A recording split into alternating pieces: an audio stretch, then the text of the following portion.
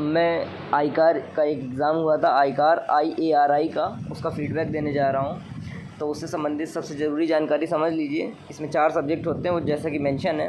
अब इसमें सबसे पहले करंट अफेयर्स मैंने किया, जो भी मैंने किया वो ये मेंशन है इसमें। बस समझने की बात इसमें ये है कि करंट अफेयर्स में 25 क्वेश्चन थे। 25 क्वेश्चन में कम से कम 5-6 क्वेश्चन जो रैंडम थे, और उनके अलावा बजट से क्वेश्चन थे। क्लासिकल डांस से रिलेटेड एक क्वेश्चन, 2 क्वेश्चन थे जिसमें पर्सनालिटीज़ पूछी थी और डांस को मैप करना था। ओवरऑल जो करंट अफेयर्स था ना, वो किसी भी करंट अफेयर को देख करके जाएंगे तो उससे काम बन जाएगा, ऐसा नहीं था। वो हिस्टोरिकल चीज़ें पूछी हुई थी, कॉमन सी चीज़ें जो आप डेली पढ़ते हैं वो सब चीज़ें पूछी हुई थी। मतलब ऐसा नहीं है कि आप 50-60 वीडियो देख लेंगे तो आपका बहुत काम हो जाएगा, या नहीं देखेंगे तो नुकसान हो जाएगा। तो फीडबैक इस चीज़ का है कि ज़्यादा परेशान कभी ना होया करिए करंट अफेयर्स को लेकर के। जो आप तैयारी कर रहे हैं उसको एक अपने लय में करिए। अगर साइंस पढ़ रहे हैं तो साइंस पढ़िए, ज्योग्राफी पढ़ रहे हैं तो ज्योग्राफी पढ़िए। और यूट्यूब में जा कर के जो तमाम सारे वीडियो नहीं बना के डाल देते हैं लोग, 6 घंटा के, 20 घंटा के, उन सब से कोई फ़र्क नहीं पड़ता। खासकर इस एग्ज़ाम में नहीं पड़ा कुल मिला कर के, ठीक है। अगर आपका इच्छा करे तो आप देखिए, देखना चाहिए भी, जब कभी फ्री हो तो देखना चाहिए। बस मेरा बताने का मतलब ये है कि टेंशन नहीं लेनी चाहिए, ठीक है। चलो अगले क्वेश्चन में क्या, उसके बाद मैंने इंग्लिश करी। इंग्लिश में कुछ चीज़ें पूछी हुई थी, आसान सी थी इंग्लिश। क्वेश्चन अरेंज करना था, ABCD करना था, और उसके बाद वेन डायग्राम का एक नॉर्मल सा क्वेश्चन था। उसके बाद एक कॉम्प्रीहेंशन था, उसके 3-4 क्वेश्चन थे।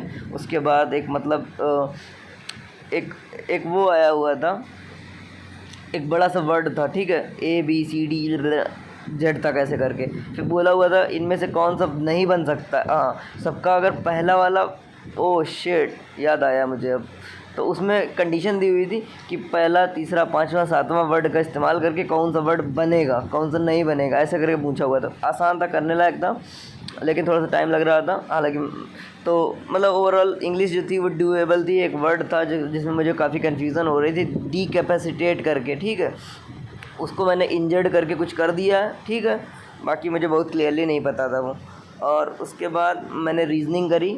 रीज़निंग जो थी उसमें जो भी मुझे बड़ा बड़ा दिखाई पड़ा उसे मैंने नहीं किया, और जो भी दिखने में, पढ़ने में लग रहा था कि हाँ हो जाएगा, उसको किया। ओवरऑल मैंने रीज़निंग में 25 क्वेश्चन में नियर अबाउट 15 से 17 किए थे, और हाँ वो डूएबल थे। उसमें वाटर इमेज वाला एक क्वेश्चन आया हुआ था जो कि मैं नहीं कर पाया। और क्या, हाँ रीज़निंग में जैसे न्यूमेरिकल रीजनिंग नहीं होती है कि कुछ वैल्यूज़ लिखी रहेंगी, और फॉर एग्ज़ाम्पल 1, 8, 17 ऐसे करके कुछ भी लिखा रहेगा, उसके बाद बीच की मिसिंग नंबर बतानी थी। हालांकि ये जो क्वेश्चन होते हैं ना, अगर करने बैठूँगा तो हो जाएंगे, लेकिन बात ये होती है कि टाइम लगता है इसमें, तो मैंने उसको छोड़ दिए थे, ठीक है। मेरा बस ऑब्जेक्टिव ये था कि मुझे जल्दी जल्दी करने हैं। 1 घंटे का टाइम था, टोटल 100 क्वेश्चन थे करने के लिए। तो तीनों क्वेश्चन किए, तीनों टॉपिक किए मैंने। उसके बाद मैंने देखा कि मेरे पास टाइम नहीं बचा, तो मैथ्स का मैंने नहीं किया। मतलब ओवरऑल कंक्लूज़न ये है कि जब कभी भी आप आईकार का पेपर देने जाएंगे, IARI वाला, तो आप आईकार स्पेसिफिक कुछ पढ़ के जाइएगा। हालांकि मैं पढ़ के गया था, उसमें कुछ भी नहीं आया, एक भी क्वेश्चन नहीं आया आईकार स्पेसिफिक। जैसे फॉर एग्जांपल डायरेक्टर कौन है, कहाँ पे कोई इंस्टीट्यूट है, इस रिलेटेड कोई क्वेश्चन नहीं आया, ठीक है। मेरे वाली शिफ्ट में नहीं आया था, मेरी शिफ्ट नंबर 2 थी। तो ओवरऑल कंक्लूज़न ये है कि पेपर आसान था, बस टाइम खपाना नहीं चाहिए। तो इस बार मैं प्रॉपर्ली इम्प्लीमेंट कर पाया इसको। टाइम ज़्यादा मैंने नहीं खपाया। शुरुआत के 20 मिनट के अंतर्गत मैंने, हाँ 20 मिनट में, 20-22 मिनट में मैंने इंग्लिश और जनरल साइंस में जितना भी करना था उतना मैंने कर लिया।